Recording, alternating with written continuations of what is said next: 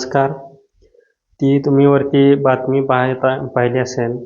एका सोलापूरमधील शेतकऱ्याच्या शेतावरती एका अज्ञात व्यक्तीने तणनाशक फवारले.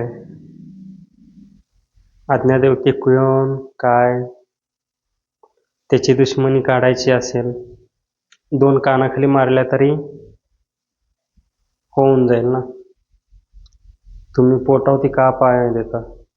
एक वेळेस पाठीवर पाय द्या, पण पोटावर नका देऊ ना. वर्षभराची त्यांची मेहनत वायपट गेली आहे. साल्या मुलांप्रमाणे त्या बागेला जपतात शेतकरी.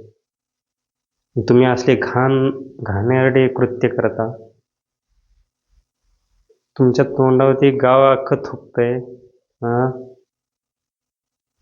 तरी तर लाजा बाळगा.